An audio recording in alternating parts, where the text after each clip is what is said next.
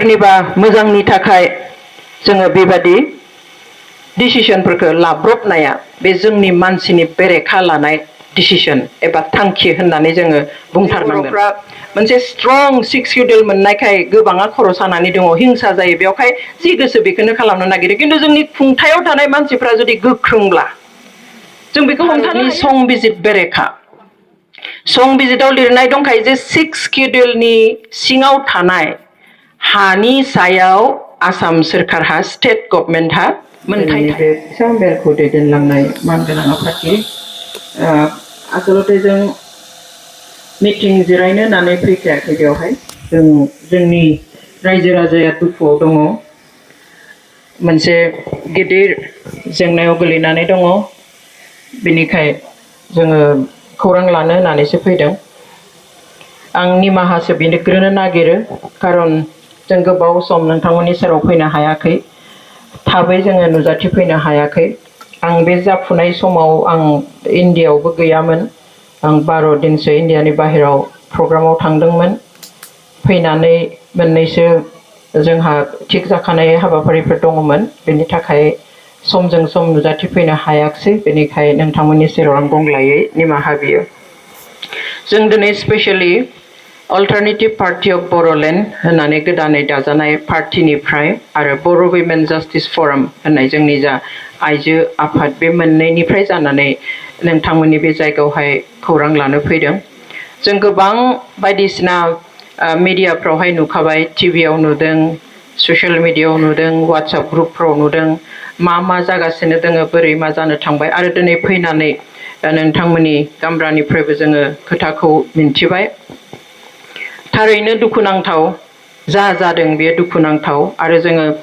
बर' फिसा हिसाबै, specially six शिड्युल एरियायाव थायो हिसाबै, जों बेबादि मोनसे गिदिर गिथावना खामानि मावनो आखायाव लानायखौ जोङो निन्दा खालामो। जों बयबो मिन्थियो जे जोङो सिक्स शिड्युल एरियायाव दङ, आरो गुबुन मोनसे बयनिख्रुइ गिदिर खोथाया जाबाय जोङो ट्राइबेल बेल्ट एन्ड ब्लक एरियायाव दङ। सिक्स शिड्युलनि ओंथिया जाबाय जों गावखौ गाव खुंनो मोननाय मोन्थाय एबा सेल्फ गभर्नेन्स, अर मा होनगोन बेखौ, सेल्फ रुल सिस्टेम। आरो जोंहा खाफाला मोजां, जों सिक्स शिड्युल एरिया मोनदों, जुदिव जोङो आलादा रायजो मोनाखै। नाथाय बे सिक्स शिड्युल एरियायाव माबेबा सोरखारा गोसो खालामनानै सोरनिबा हाखौ सोरनोबा होनो हाया। बेखौ सेल्फ रुल नालाय जोंनि सिक्स शिड्युलनि सोरखारासो बेखौ मावनांगौ। नाथाय जों दिनै बेयाव नुदों जे जोंनि बिटिसि सोरखारा मा खालामदों, हाखौ एलटमेन्ट होदों। नाथाय मानो होदों बेयाव क्लियारलि लिरनाय दङ जे इन भिउ अफ द केबिनेट डिसिसन अफ द आसाम गभर्नमेन्ट। आसाम सोरखारा केबिनेट जथुमायाव थांखि लाखाबाय जे बिटिसिनि सिङाव थानाय ट्राइबेल बेल्ट एन्ड ब्लकनि आन्डाराव थानाय बे बासबारिनि बे गिदिर एरियाखौ 3000 बिघा हाखौ एपिडिसिएलनि मुङाव आदानि ग्रुपनो होनाय जागोन होननानैहाय आसाम सोरखारनि केबिनेटआसो बे डिसिसनखौ लादों, जायहा नाम्बार 1आव बियो आयेन बेरेखा, जोंनि भारतनि संबिजित बेरेखा। संबिजिताव लिरनाय दंखायो जे सिक्स शिड्युलनि सिङाव थानाय हानि सायाव आसाम सोरखारहा स्टेट गभर्नमेन्टहा मोनथाय थाया, आरो बेखौ खालामनाया दिनै संबिजितनि बेरेखासो खालामनाय जादों। दिनै बिटिसि सोरखारा जिथु लाइजाम लिरबाय, बे लाइजामखौ आसाम सोरखारनि केबिनेट सोरखारा लानाय डिसिसन एबा थांखिखौ बेस खालामनानैसो, बिनि सायाव सोनारनानैसो दिनै हा एलटमेन्ट होदों बे बासबारि एरियायावहाय। बे सोमोनांथाव, लाजिथाव बाथ्रा जोंनि थाखाय। मानो जों खर' गंग्लायो, सोरबा उमुखखौ हो होनब्लानो मानो होगोन? जोंहा गावनि स्टेन्ड गैया नामा? जोंनि बे सिक्स शिड्युलखौ जोंनो ओरैनो होआखैना सोरखारा, नंगौना नङा? जों बै 60-70 बोसोर बेसेबां गोलाव सम मालाबा PTC मालाबा PPTC मालाबा UTNLF मालाबा एबसु मालाबा BPSC मालाबा भलन्टियार फर्स मालाबा BLT मालाबा NDF बेबादि जुजि नांनानै मोननाय थै होनानै जिउ होनानै जेल जानानै जिनाहारि खालामजानानै मोननाय 6 शिड्यूल बेयो तो बे 6 शिड्यूलनि हाखौ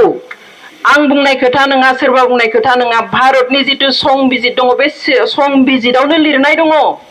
बेनो बेनि कैरेक्टारिस्टिका बेनो बेनि खान्थि 6 शिड्यूलनि खान्थिया बेनो जे जायनो 6 शिड्यूल होदों बेखौहाय सोरबाया गोसो जाब्लानो बिनि हाखौ सोरनोबा बैनो फानलाय बैनो खालामनो हाया सोरबाया खालामनो नागिरोब्लाबो दिनै जों मिन्थिगौ जे बर'फ्रा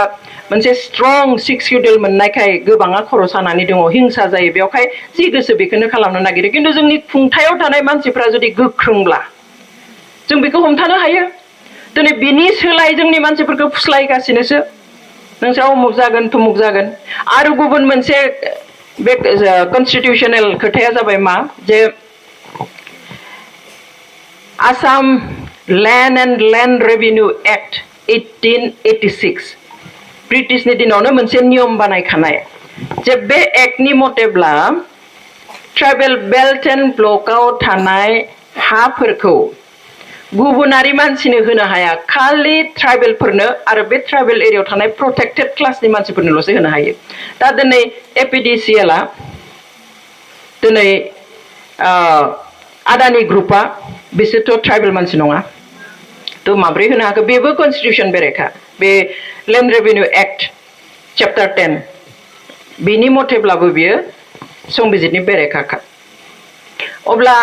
दिनै जे बुंबाय थादों जोंनि खुंथायाव थानाय मानसिफ्रा सासे बर' मानसिनि हेंथाबो जों खामानि मावा सासे बर' मानसिनि खहा जानाय खामानिबो जों मावा मानसिनि खहा जानायाथ' बा जोंनि जितु खुंथाय थै जिउ होनानै मोननाय बे जोंहा जि सिस्टेम बेबस्था बिनि बेरेखा संबिजितनि बेरेखानो जों खालामदों दिनै सोरखौबा जोङो सन्तुष्ट खालामनो थाखाय सोरनिबा सिङाव हान्थु खारायनानै जोङो थायोब्ला जानाय नङा दिनै जोंनि दैदेनगिरिफोरखौ जोङो बेखौनो खालामनाय नुनो मोनदों जेया टटेलि संबिजितनि बेरेखा दिनैहाय बिटिसि गभर्नमेन्टनि जितु लाइजाम बे लाइजामाव एलट खालामनाय होननानै लिरदों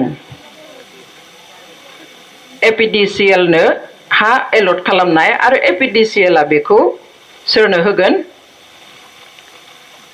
आदानि ग्रुपनो होगोन तो एलट खालामनाय होननानै लिरदों दा बिथांमोना जे मोनसे खोथा बुंबाय थायो जे दहायबो बुंदों रामदेबनो हा होनायनि खोथा यस जोंबो बै समाव बुंदोंमोन जों सैखायाखै रामदेबनो हा होनायखौ खिन्थु रामदेबनो हा होनाय समावहाय बेयाव मा लिरनाय दङमोन लिजाव होनाय होनना लिरनाय दङ नाथाय नैबे जितु बिटिसिनि जितु नटिस ओंखारदों हा एलटमेन्ट होनायनि दा बेवहाय लिज सोदोबा गैया थारमाने होथारदोंसो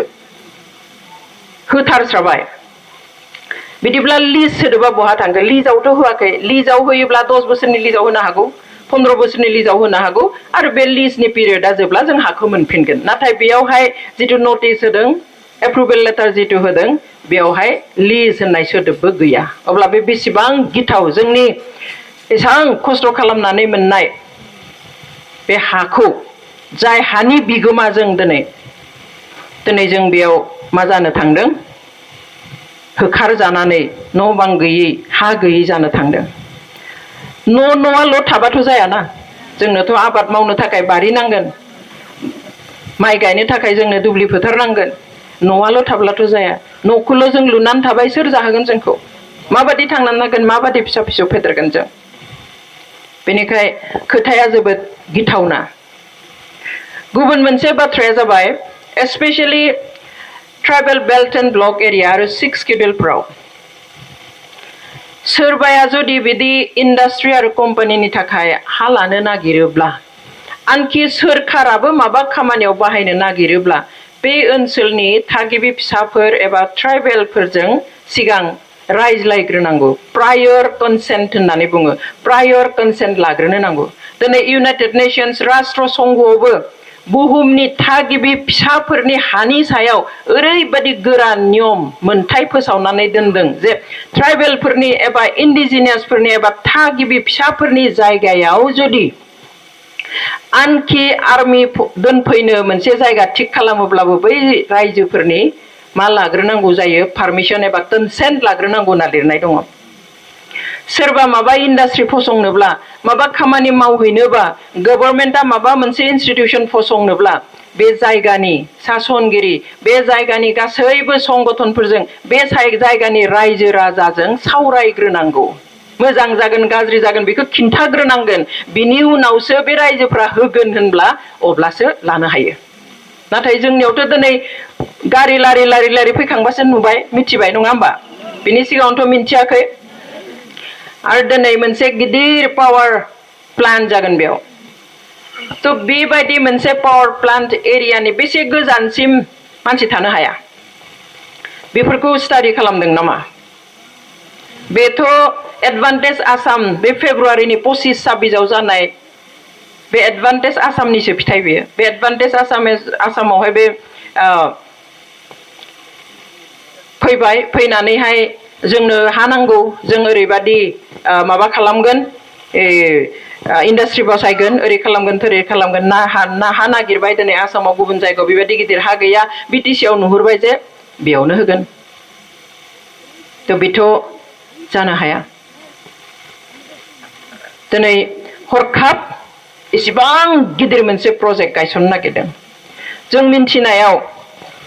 जिथु जेनेरेल स्टाडि जोंबो ओरैनो लेखाफोर लानानै जेब्ला नायो बेबादि पावार प्लान्ट खालामोबा बिनि एटलिस्ट 10 किल'मिटार गोजानहालागै जिब जुनार आरो मानसि थानो थाखाय जायगाया उपयोगी जाया बायदिसिना प्रब्लेम जायो मानसिहा बेवहाय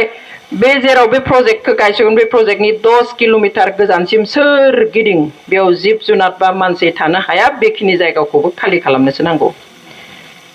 बेखिनि दूरत्व लाखिनानै गोजानथि लाखिनानैसो बेबादि मोनसे पावार प्रजेक्टखौ फसंनो हायो नाथाय बेखिनि माबाखौ स्टाडि खालामनाय जादोंना दिनै नोंथांनि न'नि बारिखौनो दानख्लाबना न'खौल' दोनसै बारिनिफ्राय प्रजेक्ट खालामनोसै बोरै थागोन लासै लासै लासै बेफोरो बिस बायदि जागोन जोंनि जिउआव जोंनि हां लानाय जोंनि हाव फाव जोंनि किडनि गासैबो लासै लासै एफेक्ट खालामगोन बेनिखाय एसां गोथां गोब्राम सोरखौबा सन्तुष्ट खालामनो थाखाय सोरनिबा मोजांनि थाखाय जोङो बेबादि डिसिसनफोरखौ लाब्रबनाया बे जोंनि मानसिनि बेरेखा लानाय डिसिसन एबा थांखि होननानै जोङो बुंथारनांगोन दिनै साधारन भाबे मा बुंदों जे जेबो गिनांगौ गैया नोंसिनि फिसा फिसौफ्रा साख्रि मोनगोन बेबादि मिसा खौरां आरो बेसे बुंनो आं खोनादों जोंनि दानि बिटिसिनि मानगोनां CM प्रमद बर'आ बुंदों बिथांनि खुगानिफ्रायनो आं खोनादों जे बेयाव इसिबां गिदिर बा प्रजेक्ट फैगोन डेभेलपमेन्ट जागोन जायगाया आरो रायजोनि मा जागोन लायनो बै गोजानाव थाहैनाय कम्पानिफ्राव खामानि मावनायफ्राबो न'आव फैना खामानि मोनजोबसिगोननो आरो खामानि जाजेननायावनो 18निफ्राय 20,000 मानसिया खामानि मोनगोन होनदों आरो जेब्ला प्रजेक्टआ कमप्लिट जागोन होमब्ला लायनो 8निफ्राय 10,000 मानसिया पार्मानेन्ट साख्रि मोनगोन बे माबा सम्भब नामा जाखाया दिनै नोंथांमोना खोनाबा आसरित मोनगोन जे आदानि ग्रुपहा सारा भारताव 9टा बेबादि प्लान्ट दङ पावार प्लान्ट दङ बे जिथु बानायनो थांदों बेबादि सारा भारताव 9टा दङ आरो बे 9टानि मादाव साख्रि थिसननाया बेसेबां 3,315 जनल' साख्रि होदों थांनाय 2024 सिम थांनाय बोसोरसिम अब्ला बे मोनसेयाव बोरै बुंनो हाखो बिथाङा जे 8निफ्राय 10,000आथ' बाद 9टायाव जों रानोब्ला मोनसेयाव 1000सेबो गोलैया मोनसेयाव 500बो गोलैया नंगौना नङा 3,315 अनलि 3,315 जनाल' बे 9टा आम्बानिनि जिथु पावार प्लान्ट प्रजेक्ट दङ बेयावहाय साख्रि मोनदों आरो बेयाव जेब्ला फैगोन मा बे खामानि मावहांनाय लोगो लोगो लायनो 18निफ्राय 20,000 खामानि मोनगोन माबा हाजिरा मावै मावै पावार प्लान्ट खालामगोन नामा बेयाव हाजिरा थिसन बेजों मावगोन नामा दानि जुगावहाय बियो जागोन हाइलि मडार्न मोनसे पावार डिस्ट्रिबिउशन सेन्टार आरो बियो जों बयबो मिन्थिनांगोन जे आदानि ग्रुपआ साख्रि क्रिएट खालामग्रा जब क्रिएट खालामग्रा कम्पानि नङा दिनै गुबुन टाटा बिरलामोन बादि कम्पानिया खिन्थु साख्रि क्रिएट खालामो जब क्रिएट खालामो खिन्थु आदानिनि ग्रुपआ बेबायदि खालामो बेखौ बयबो मिथिखायो दिनै जायनि थाखाय बियो 10 नाम्बार जानो थांगासिनो दङ बै 9थायाव जुदि 3,315 जनाल' मोनबायब्ला बेयाव बोरै 8,000निफ्राय 10 जना मोनो आं बुंखादों बियो हाइलि माने मडार्न मोनसे पावार डिस्ट्रिबिउशन इनस्टिट्यूट माने जानो थांगासिनो दङ बेयावहाय खालि हाइलि ट्रेन्ड गोजौ थाखोनि ट्रेनिं मोननाय इन्जिनियार्सफोर आरो टेकनिशियान्सफोरासो पार्मानेन्ट जब मोनगोन थ' जोंनि न'खरनि फिसाफोरा खैजना मोनगोन माब्रै मोनगोन बेनिखाय खोथाखौ ओरैनो बुंनांगौखाय बुंब्ला जाया माबायदि हादों गावनि मानसिखौनो माबायदि बिदि नंखाय खोथा बुंनो हादों मालाबा बुंगोन न'खर न'खर साख्रि मोनगोन मालाबा बुंगोन दाबसेयावनो मोनसे माबायावनो खामानियावनो 10,000 साख्रि मोनगोन 18निफ्राय 20,000 मानसिया खामानि मोनगोन माबायदि बुंनो हायो ना एग्रिमेन्ट दं नामा एग्रिमेन्ट दङब्ला दिथों नंगौना नङा जुदि आदानि ग्रुपजों एग्रिमेन्ट जाबायब्ला जे बेयाव बेखौ बे पावार प्रजेक्टखौ फसंनाय लोगो लोगो जोङो 8निफ्राय 10,000 मानसिनो बे जायगानि मानसिनो साख्रि होगोन होननानै जुदि एग्रिमेन्ट जादोंब्ला बेखौ जोंनो दिन्थिनो नांगोन नंगौना नङा अब्लासो जों फोथायगोन जे येस कारण बियो सम्भबानो नङा जों मिथिखागौ एग्रिमेन्टथ' खालामखायाखै जबनि मा एग्रिमेन्ट खालामनो साख्रिनि मा एग्रिमेन्ट खालामनो बिथाङा ओरैनो जायगाखौ नांगौखाय हाखौ होनो नांगौ फारसेथिंनिफ्राय नारसिन जादों बिजादों होआब्ला गाज्रि जागोन गावहा गावनि पलिटिकेल केरियाराव एफेक्ट जागोन बेवहाय बिथाङा जुर जबस्ति फुस्लाय दिनै साहा दंफां फांसेयाव बेसे होनो नागिरदों 2,000 आरो रबर बिफां फांसेयाव बेसे होनो नागिरदों 1,500 गय बिफां फांसेयाव 600 बेजों माबायदि जानानै थानो खनसेल' होबाय बेजों सारा जिबन बोरै जागोन मानसिया थ' ओरै नङा हरै बाय हुक अर बाय क्रुक बेखौ मानो लाबोनो नागिरदों बे गावनि इन्ट्रेस्टनि थाखाय नङा पर्बत जरा एरियानि बा बासबारि एरियानि बे फाग्लि जरानि बा माबा दुखि सुखि बे एरियानि रायजोखौ सुखुहोनो थाखाय नङा नाथाय गावनि पलिटिकेल माइलेजनि थाखायसो बेखौ जों खालामनाय बादि नुदों खारन संबिजितनि बेरेखा थांनानै बे खामानिखौ मावदों बेखौ जों होबथानो हायोमोन जोंनि बिटिसि सरकाराव थानाय मानसिया जे 6 कुटिलेराव जों बेबादि रिक्स लाया जोंहा सानफ्रोमबो मानसिया बारायगासिनो हायाथ' बारिया जोंनि फिसा फिसौआ उनाव बहा थागोन आरो बे 6 किडुल area tribal belt and block एरियायावहाय बेखौ खालामनो मोनखाथारा थेवब्लाबो जुदि खालामनो नागिरदोंब्ला प्रायर कनसेन्ट लानांगौमोन सिगाङावनो जोंनि बिटिसिआव थानाय बायदिसिना संगठनफोरजों हानजाफोरजों जिरायनायमोनब्ला गामिनि समाजनि मुरब्बिफोरजों जिरायनानै बिदि मोनसे प्रजेक्ट फैगासिनो दङ ओरै जानो थांगोन जोङो बिदि स्टेट गभर्नमेन्टनिफ्राय प्रप'जाल फैदों बा माबानिफ्राय मा होनो बेखौ आदानि ग्रुपनिफ्राय प्रप'जाल फैदों जों खालामनाया मोजां जागोन ना जाया बिनि नेगेटिभ पजिटिभ गासैखौबो खोथाखौ बुंनानै क्लियार खालामना लानांगौमोन बेबायदि खालामनानै जुदि प्रायर कनसेन्ट लानायमोनब्ला दिनै बे दावराव दावसियाबो जानाय नङामोन नंगौना नङा जायामोन बेनिखाय गासैबो खामानिनि मोनसे सिस्टेम दङ दिनै बिथांमोना होनो नागिरनाय बादिनो एखे बिपिएफनि दिनाव रामदेबनो होनायाबो बेबो गाज्रि किन्तु बे गाज्रिनिफ्राय जों लेसन लानांगोन ना नंगौना नङा जे बे होनाया गाज्रि जाबाय जोंनि हाया ओरैनो थांगारबाय अफकर्स बेखौ लिजावसो होदों मोनफिनगोन मोनसे समाव दिनै जेबोआनो जायासैनो बेयाव प्रमद बर'नि खुगानिफ्रायनो खोनादों माबा मोसौ मानै ना माथामल'सो फिसिनानै दङनो बा जेबो जायासै बेखौ नुनानै जों बेखौबो बै समाव रायजोआ गाज्रि मोनदों अब्ला बेयावबो गाज्रि मोननो हागौ बेवहाय जों सोंनांगौ आरो बे नियमखा बेखौ सोंनानै खालामनायमोनब्ला माबा खारनाव जुदि अके होननानै बुंनायमोनब्ला रायजोआ येस होननायमोनब्ला गासैबो संगठन दोलोआ येस होननायनि उनाव गभर्नमेन्टआ आवगायनायमोनब्ला दिनै बे परिस्थितिया फैनाय नङामोन रायजोजों रायलायनायाव सोरखारा मालाबाबो उन्दै जाया गिदिरसो जायो कारण रायजोनि थाखायसो बिथांमोना दिनै गोहोआव दङ रायजोनि थाखायसो सोरखार बेनिखाय रायजोआसो नाम्बार 1 प्रायरिटि मोननांगौ बर'नि दोलो संगठनफ्रा प्रायरिटि मोननांगौ सावरायनांगौ बयजोंबो मोनसे कनसेन्सासआव फैनानैसो बेबादि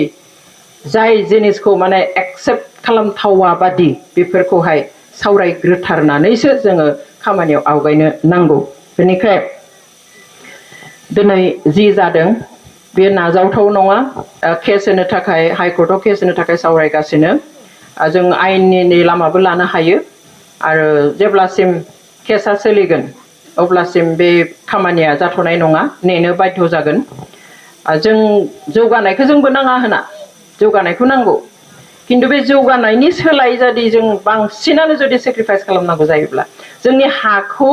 होथारनो गोनां जायोब्ला जोंनि फिसा फिसौफ्रा बांद्राय जुदि गावनि हाखौनो नागारना होनांगौ जायोब्ला मा जौगानायनि खोथा फैनो बेयावलाय जों जेरै दङ बिदिनो थानो मोननांगोन आरो एसे एनैखौथ' जोंबो गाज्रि मोना ना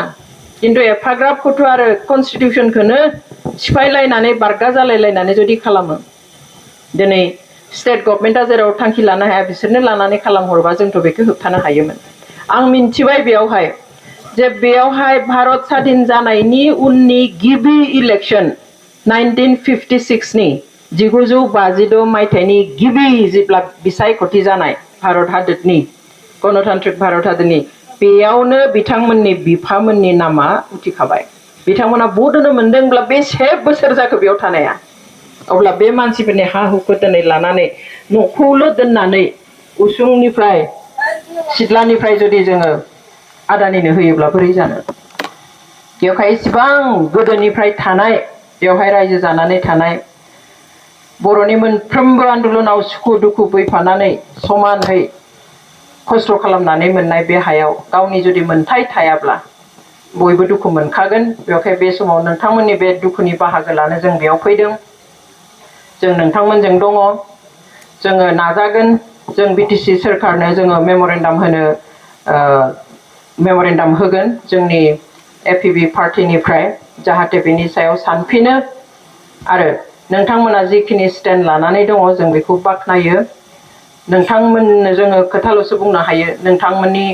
जि दुखु जानाय लोंनाय सान्थि गैयै उन्दुनाय सान्थि गैयै जि अबस्थायाव दङ बे अबस्थायाव आं गाव थानाय होननानै आं साननोल'सो हायो नाथाय आं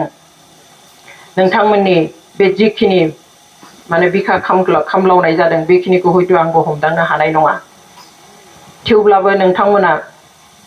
गसंथानानै दङ जों बाख्नायदों जों मोजां मोनदों आरो गावनि राइट्सनि थाखाय गावनि मोन्थायनि थाखाय जों गसङाब्ला मालाबाबो मोननाय नङा गोदो जोङो गुबुनजों नांबाय जोंनो मोन्थाय नांगौ होननानै हा नांगौ गावनि हायाव गसंनो थाखाय गावनि हानि बिगोमा जानो जोङो मोन्थाय बिनानै जोङो दावहा नांबाय जों आन्दलन खालामबाय सोमावसारबाय नाथाय जोङो दिनै आरो उल्था गावनि खुंगिरिनि बेरेखानो जुदि गसंनांगौ जायोब्ला गावनि मानसिनिफ्रायनो आंनो मोन्थाय हो आंनि हानि मोन्थायखौ दालां होनना बुंनांगौ जायोब्ला आरो मा थाबावनो बेनिखाय थारैनो दुखुनांथाव बेयाव खुनु पलिटिक्सनि बाथ्रा गैया दिनै जोंखौ बुंगोन जे पलिटिक्स खालामनो थांदों न' जोंनि हारिनि जोंनि आइ आफा बिदा फंबाय बिमा बिफा गासैबो जेराव मोनसे खैफोदाव गोग्लैदों बे खैफोदाव जोङो खबर लालायनाय खौरां लालायनाय लोगोआव गसंफानाय दुखु फोरमायफानाय बे जोंनि बिबान आरो बेखिनिखौ खालामालासिनो जुदि जों थायो होमब्ला जोंनि देहायावबो बर'नि थै गैया होननानैसो जों गावनो साननो बाध्य जागोन पलिटिक्सनि खोथा नङा खिन्थु जि सैथो बे सैथोआनो जि नियमनि बेरेखा बे नियमनि बेरेखायानोसै बेवहाय जोङो फार्स्ट प्रायरिटि जोंनि गावनि मानसिखौ रैखाथि होनाय आदानि ग्रुपखौ रैखाथि होनाया जोंनि फार्स्ट प्रायरिटि जानो नाङा दिनै आसाम सोरखारखौ रैखाथि होनाया जोंनि फार्स्ट प्रायरिटि जानो नाङा जोंनि पलिटिकेल गादिखौ रैखाथि होनाया जोंनि फार्स्ट प्रायरिटि जानो नाङा जोंनि फार्स्ट प्रायरिटिया जानांगोन जोंनि गावनि मानसिखौ रैखाथि होनाय गावनि हा बिथाखौ रैखाथि होनाय बेसो जोंनि फार्स्ट प्रायरिटि जानांगोन आरो बिनि थाखायसो दिनै जोङो नोंथांमोननि खाथियाव गसंनो फैदों थ' आं आसा खालामो